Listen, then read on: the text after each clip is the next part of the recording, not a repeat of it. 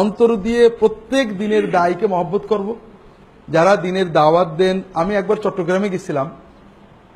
চট্টগ্রামে হঠাৎ করে গেছিলাম বিশ্ববিদ্যালয়ের কাজে। হঠাৎ কিছু তরুণেরা কিছু প্রোগ্রাম করলাম। একটা প্রোগ্রামে তরুণরা বেশি ছিল, তাদের বললাম যে তোমরা এমন হও না যে ইমান ইসলামের দাবিটা তোমাদের কাছে ছোট হয়ে যায়। আলেম ওলামা সবাইকে আমরা মহব্বত করব। উদাহরণ হিসেবে বলছিলাম, আমি আমার ব্যক্তিগত কথা বলছি, এটা আপনাদের জন্য, আমি যেটা নিজের জন্য ভালো মনে করি। আমাদের সমাজে অনেক মতভেদ আছে। শেখ আব্দুল আজিজ বাজ, শেখ মোহাম্মদ নাসিরউদ্দিন আলবানী, শেখ আবুল হাসান আলী নদভী রাহিমাহুমুল্লাহ তাআলা আজমাইন সবাই ইন্তেকাল করেছেন। বর্তমান জামানায় যারা আছেন, যেমন শেখ তাকি উসমানী, মুফতি আহমদ শফি, শেখ আব্দুল রাজ্জাক বিন ইউসুফ, শেখ আসাদুল্লাহ আল গালেব, বিভিন্ন ধারার মানুষ, ঠিক না? আমি কিন্তু নাম ধরলাম শুধু বোঝানোর জন্য। প্রত্যেককেই অন্তর দিয়ে পরিপূর্ণভাবে মহব্বত করতে আমার মোটেও কষ্ট হয় না, কারণ আমি জানি তারা দিনের দায়ী, বড় আলেম, তারা দিনের জন্য অনেক খেদমত করেছেন। এর মানে এই নয় যে এই আলেম মাশায়েখদের সাথে আমি শতভাগ একমত, এটা না। দ্বিমত বললাম, আমার বোর সাথে আমার আজীবন দ্বিমত চলে। আল্লাহ আমার কোরআন সুন্নাহ যতটুকু এলেম দিয়েছেন, যতটুকু বিবেক দিয়েছেন, আমি না বুঝে তার সাথে একমত হতে পারি না। কিন্তু আমি তো তার ভিন্ন মতের অধিকার কেড়ে নিতে পারি না। কাজেই আলেম যে ধারারই হন না কেন, তার কোন কোন মাসআলা, কোন কোন লেখা, এমনকি অনেক কিছু লেখাকে বেদাত, খুব খারাপ কষ্ট লাগে যে এরকম একজন আলেম এই কথাটা বললেন, লেখলেন, খুব কষ্ট পাই। কিন্তু এই কষ্ট পাওয়ার কারণে তার প্রতি আমার ভালোবাসার ঘাটতি হয় না। কেন হয় না? এটা একটা সহজ উদাহরণ দিয়ে বোঝানোর চেষ্টা করি। যে মনে করেন একটা ময়লা, গুয়ের টুকরো। আমি গোবরও বললাম না, গোবর নাপাক কি পরিমাণ, এটা নিয়ে একতেলাফ আছে। আর আপনারা বলবেন যে গুয়ের টুকরো, মনে করেন এটা শুকনো গুয়ের টুকরো, যদি আমার কাছে একজন এনে দেয়, আমি বলবো এটা কি? নাপাক। নাপাক বলবো, নাপাক।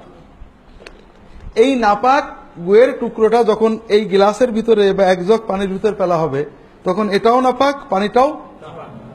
কিন্তু যখন একটা বড় পুকুরে ফেলা হবে, তখন এটাও নাপাক, পুকুরের সব পানি নাপাক।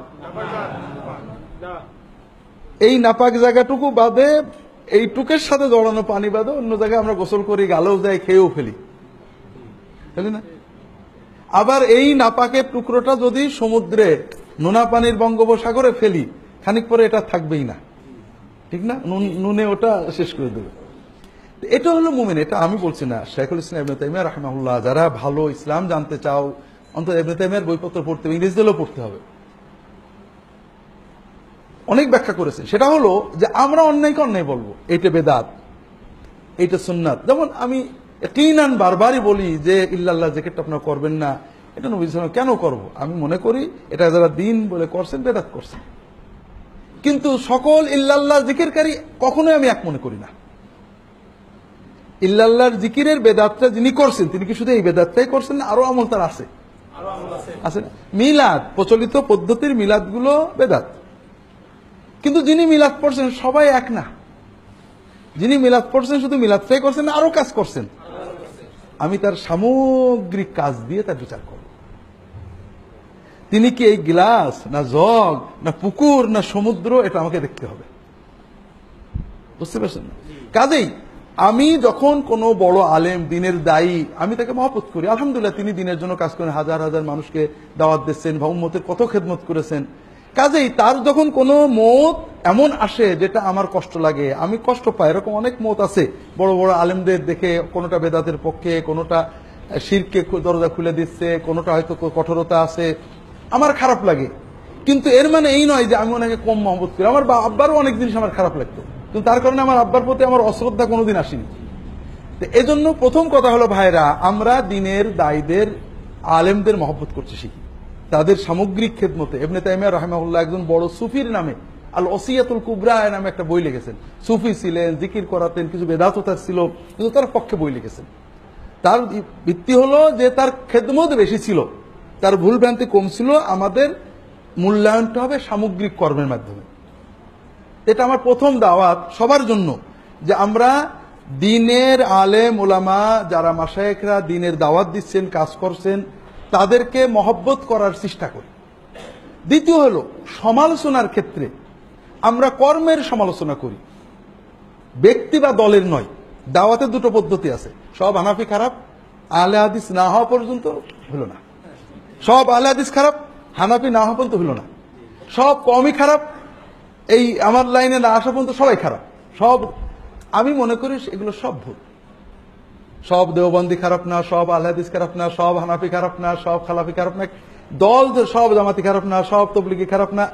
এই জেনারেলাইজেশন জিনিসটা একটা ইসলাম নিষিদ্ধ। আল্লাহ কোরআন কারিমে ইহুদি নাসারাদের খারাপ বলার সময় খানিকটা ভালো বলেছেন, যে সবাই খারাপ না, কেউ ভালো আছে ভিতরে। কাজেই আমরা জেনারেলাইজ না করে কর্মের সমালোচনা করব, দল বা ব্যক্তির নয়। আমরা বলবো এই জিনিসটা। আমি যেটা মনে করি সেটা হলো মানুষ বিভিন্ন ধারায় আছে।